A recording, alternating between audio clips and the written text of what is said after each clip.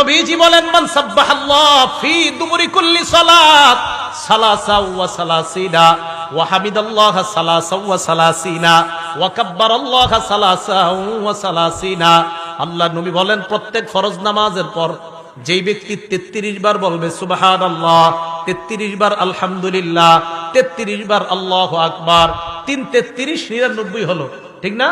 100তম বারে পড়বেন, পড়েন আমার সাথে লা ইলাহা ইল্লাল্লাহ, পড়েন সবাই লা ইলাহা ইল্লাল্লাহ ওয়াহদাহু লা শারীকা লাহ লাহুল মুলকু ওয়া লাহুল হামদু ওয়া হুয়া আলা কুল্লি শাইইন কাদির। আপনি 99 বার পড়ার পর এটা পড়বেন শেষে লা ইলাহা ইল্লাল্লাহু ওয়াহদাহু লা শারীকা লাহ লাহুল মুলকু ওয়া লাহুল হামদু ওয়া হুয়া আলা কুল্লি শাইইন। যদি পারেন আর কি, এটা না পারলে 34 নম্বরে আল্লাহু আকবার পড়বেন, 33 বার সুবহানাল্লাহ, 33 বার আলহামদুলিল্লাহ, 33 বার আল্লাহু আকবার। 34তম বারে ওই যে যেটা শিখাইলাম দোয়াটা লা ইলাহা, যদি না পারেন তাহলে 34তম বারে পড়বেন আল্লাহু আকবার। নবীজি বলেন গুফিরাত লাহু খাতায়া ওয়া ইন কানাত মিসলা জাবাদিল বাহরি, সমুদ্রের ফেনা পরিমাণ গুনাহ হলেও আল্লাহ মাফ করে দেন। আচ্ছা সুবহানাল্লাহ 33 বার, আলহামদুলিল্লাহ 33 বার, আল্লাহু আকবার 33 বার, সুবহানাল্লাহ আলহামদুলিল্লাহ লা ইলাহা ইল্লাল্লাহ। এবার আমার সাথে একটু আপনারা বলেন সুবহানাল্লাহি ওয়া বিহামদি। বাস বাস, এটা কি বেশি বড়? ক্বালা রাসূলুল্লাহ সাল্লাল্লাহু আলাইহি ওয়াসাল্লাম, আল্লাহ নবী বলেন মান ক্বালা সুবহানাল্লাহি ওয়া বিহামদিহি মিআতা মাররাতিন ফিল ইয়াউম, কেউ যদি দৈনিক 100 বার এতটুকু শুধু পড়বে সুবহানাল্লাহ ওয়া বিহামদি, বাস পড়েন তো দৈনিক কয়বার? হুত্তাত খাতায়াহু ওয়া ইন কানাত মিসলা জাবাদিল বাহরি, এই ব্যক্তিরও সমুদ্রের ফেনা পরিমাণ গুনাহ থাকলেও আল্লাহ মাফ করে দেন। এটা কি বেশি বড়? আচ্ছা বলেন তো আপনারা কি শিখেছি 100 বার পড়া? বাস একটুকি সুবহানাল্লাহি ওয়া বিহামদিহি। এবার এটার সাথে যদি আরেকটু বাড়ায় আবার আরেকটা আমল করেন, মসজিদে গিয়ে বসে রয়েছেন, বৈশা ঘড়ির দিকে তাকায় দেখেন এখনো 10 মিনিট বাকি, তখন বৈশা পড়তেছেন, পড়েন সুবহানাল্লাহি ওয়া বিহামদিহি সুবহানাল্লাহিল আযীম। আল্লাহর নবী বলেন কালিমাতানে হাবিবাতানে ইলার রহমান খফিফাতানে আলাল লিসান সাকিলাতানে ফিল মিজান।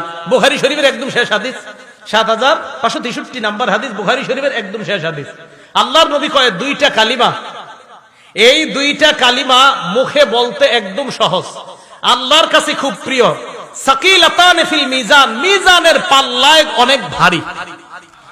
পড়েন সুবহানাল্লাহি ওয়া বিহামদিহি সুবহানাল্লাহিল আযীম।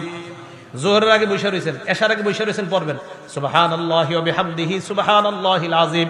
মনে মনে বলবেন আমি এটা পড়তেছি আর মিজানের পাল্লায় ভারী করতেছি, আমি এটা পড়তেছি আর মিজানের পাল্লা ভারী করতেছি, আমি এটা পড়তেছি মিজানের পাল্লা ভারী করতেছি। মনে থাকবেন ইনশাআল্লাহ। তাহলে 6 নাম্বার জিকির করা, বলেন 6 নাম্বার কি করা? জিকির করা। বুখারী শরীফের 6407 নাম্বার হাদিস, ক্বালা রাসূলুল্লাহ সাল্লাল্লাহু আলাইহি ওয়াসাল্লাম, আল্লাহ নবী বলেন মাসালুল মুমিনিল্লাযী ইয়াযকুরু রাব্বাহ ওয়াল্লাযী লা ইয়াযকুরু রাব্বাহ, আমি আর উনি এক রুমে থাকি, আমরা দুইজনের মধ্যে আমি আল্লাহর জিকির করি, উনি আল্লাহর জিকির করে না, উনি আল্লাহর জিকির করে, আমি আল্লাহর জিকির করি না। আল্লাহ নবী বলেন মাসালুল হাইয়্যি ওয়াল মাইয়িত, আমি জিকির করি না, আল্লাহ নবী কয় তোমার দৃষ্টান্ত মরা ব্যক্তির মতো, ওই ব্যক্তি জিকির করে তার দৃষ্টান্ত হলো জীবিত ব্যক্তির মতো।